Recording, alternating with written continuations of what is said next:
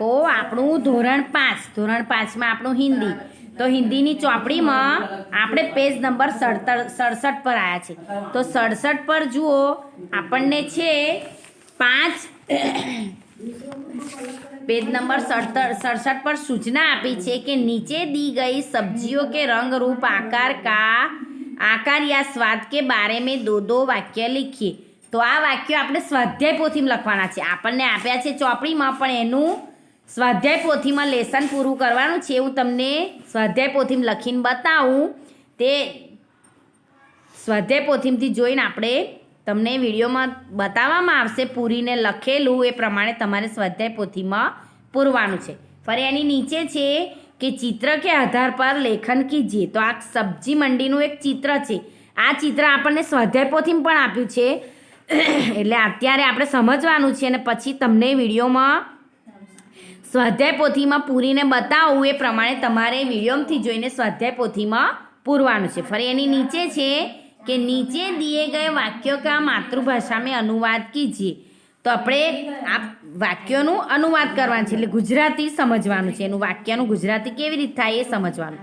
તો અહીંયા વાક્ય આપ્યું છે સભી સબ્જિયા મેરે બિના અધૂરી હે. તો એનું ગુજરાતી થશે કે બધી શાકભાજીઓ મારા વગર અધૂરી છે. ફરી નંબર 2, ગાજર સે હલવા બનતા હે. તો ગાજરથી હલવો બને છે, એટલે કે ગાજરનો હલવો બને છે. ફરી નંબર 3, મસાલે રસોઈ में स्वाद और सुगंध प्रदान करते हैं.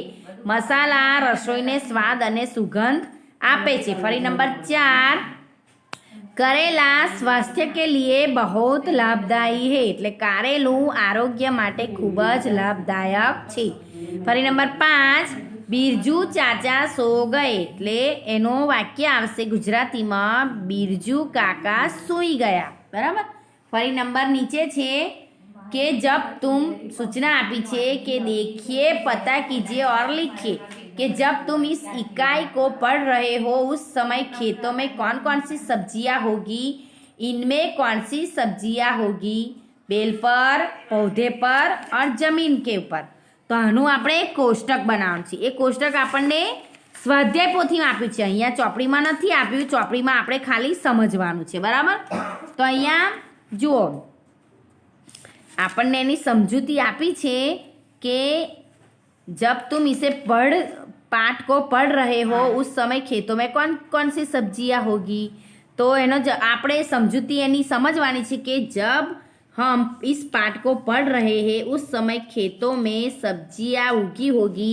फूल गोभी, बंद गोभी, टमाटर, बैगन, सेम, लौकी, आलू, प्याज, करेला, ककड़ी, तुरई, धनिया, पालक, भिंडी, हरी मिर्च, गाजर, मूली, रतालू, લહસુન અને શકરકંદ, જમીકંદ આદિ. એટલે આ પાઠના આધારે આપણે એવું સમજવાનું છે, આપણને સૂચનામાં એવું સમજાવ્યું છે કે જબ તુમ ઈકા, એટલે કે આ પાઠને વાંચી રહ્યા હશો ત્યારે ખેતરમાં કઈ કઈ શાકભાજી ઉગી હશે. તો આપણે એ વિશે શાકભાજી જેટલી ઉગી હોય એ વિશે આપણે સમજવાનું છે. બરાબર. ફરી એની નીચે છે કે ઇનમેં કોણ સી સબ્જી હોગી બેલો પર, પૌધે પર અને જમીન પર. આ શાકભાજી આપણે મેં તમને સમજાવી એમાંથી એમ કે બેલ પર, પૌધા પર અને જમીનમાં કઈ કઈ શાકભાજી ઉગે છે એ આપણે સ્વાધ્યાય પોથીમાં પૂરવાનું છે. હું તમને પૂરીને બતાવીશ, એ પ્રમાણે તમારે પૂરી લેવાનું. ફરી નીચે આપ્યું છે, જુઓ અહીંયા પેજ નંબર 67 આપણું પૂરું થયું. હવે પેજ નંબર 68 પર આપ્યું છે આપણને કે સૂચનામાં આપ્યું છે કે નિમ્નલિખિત શબ્દો કા ઉદાહરણ કે અનુસાર વાક્ય પ્રયોગ કીજીએ. તો આપણને ઉદાહરણ ને વાક્ય પ્રયોગ બંને આપેલું છે, એને વાંચવાનું છે અને તમારે વાંચીને એને નોટમાં લખવાનું છે. બરાબર. હવે નીચે છે કે ભાષા સજ્જતા, એટલે વિશેષણની ઓળખ આપી છે આપણને. વિશેષણ એટલે શું? એટલે વિશેષણ એટલે કે નામની અંદર જે વાક્યમાં વધારો કરે ને એને વિશેષણ કહેવાય. એમાં વાક્ય ક અને ખ બે વિભાગમાં વાક્ય આપેલા છે. જુઓ, પહેલા નંબરમાં આપ્યું છે કે મનોજને ગાજર ખાયા. તો એ વિશેષણમાં અંદર શું વધારો કરે છે વાક્યમાં આપણે વાંચીએ છીએ જવાબમાં કે મનોજને બડા ગાજર ખાયા. અહીંયા વાક્ય એવું છે ખાલી કે મનોજને ગાજર ખાયા. તો અંદર વાક્યમાં એવો વધારો કરવાનો છે કે મનોજને બડા ગાજર ખાયા. બડા એ શું છે? નામમાં વધારો કર્યો એટલે એને વિશેષણ કહેવાય. ફરી નંબર 2 કે ટોકરી મેં શકરકંદ હે. તો અહીંયા જવાબ આવશે કે ટોકરી મેં મીઠા શકરકંદ હે, એટલે મીઠા એ વાક્યમાં વધારો કર્યો એટલે મીઠા શકરકંદ હે. ફરી નંબર 3 ઘોડા દોડતા હે. તો અહીંયા એના વિશેષણમાં વધારો થાય છે વાક્યમાં કે કાલા ઘોડા દોડતા હે.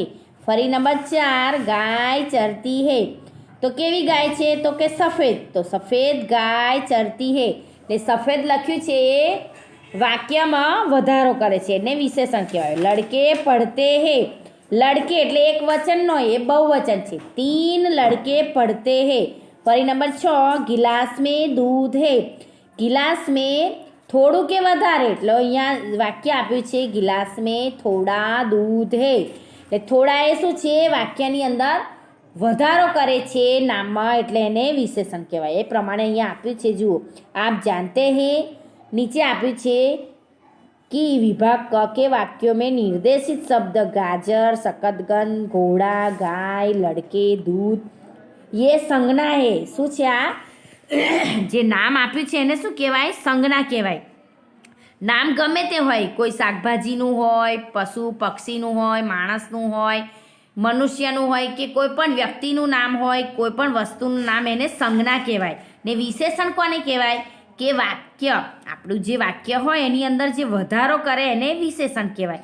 આ રીતે આપણે વિશેષણની સમજૂતી સમજવાની છે. તો મેં તમને સમજાવ્યું એ પ્રમાણે છે, બરાબર. હવે નીચે પેજ નંબર 69 પર આપ્યું છે ક્રિયા પઢીએ ઓર સમજીએ.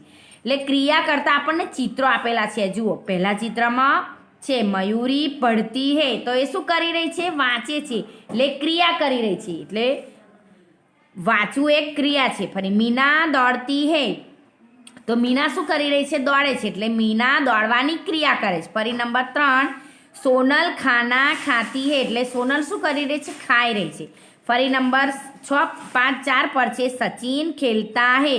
રમવું, ખેલવું એટલે રમવા, એટલે રમવાની ક્રિયા કરે છે. સલીમ પાણી પીતા હે. સલીમ શાની ક્રિયા કરે છે? પાણી પીવાની. ફરી નંબર 6 જોસેફ લિખતા હે. તો જોસેફ શું કરે છે? લખવાનું કાર્ય કરી રહ્યો છે. આ પ્રમાણે આપણી 6 ક્રિયાનું અહીંયા આપણને ક્રિયા કરે છે એના આપણને ચિત્રો દ્વારા આપણને એક સમજૂતી આપી છે, બરાબર.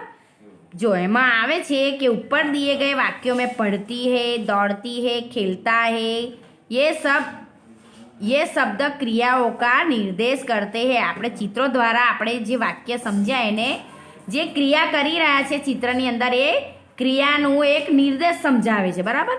ફરી એ નીચે છે કે જો પદ કિસી કાર્ય के करने या कहने का बोध करवा એ वह क्रिया. એટલે આપણને કોઈ પણ વાક્ય હોય કે કોઈ પણ ચિત્ર હોય એને ક્રિયાની અંદર ચિત્ર જે ક્રિયા કરતું ચિત્ર બતાવ્યું હોય એને શું કહેવાય? ક્રિયા કરી કહેવાય. ને વાક્યની અંદર લખ્યું હોય કે મીના દોડ રહી હે.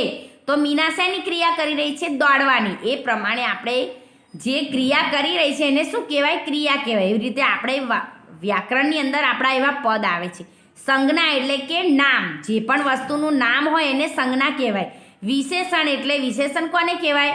કે જે નામમાં વધારો કરે એને વિશેષણ કહેવાય. ને ક્રિયા એટલે ક્રિયા કે આપણે જે પણ કાર્ય કરીએ એને ક્રિયા કહેવાય. એવા આપણે આ 3 પદ જે આવે છે એ સંજ્ઞા, વિશેષણ અને ક્રિયા, એ પદને આપણે યાદ રાખવાના છે, બરાબર. હવે નીચે આપ્યું છે, જુઓ, હિન્દીમાં નામ આપેલા છે અને ગુજરાતીમાં શબ્દો, આપણને શબ્દોના અર્થ આપેલા છે. શાકભાજીના નામ આપ્યા છે ને એના ગુજરાતીમાં હિન્દીના ગુજરાતી શબ્દ અર્થ આપેલા છે. આ તમારે આ શબ્દોના અર્થને 5 વખત ચોપડીમાંથી જોઈને નોટમાં લખવાના છે. આ પ્રમાણે આપણું પેજ નંબર 67 થી 69 અહીંયા પૂરું થયું. ફરી બીજું શીખીશું. ચલો, અસ્સલામ વાલેકુમ. પછી લખીશું કાલે, ચાલશે ને?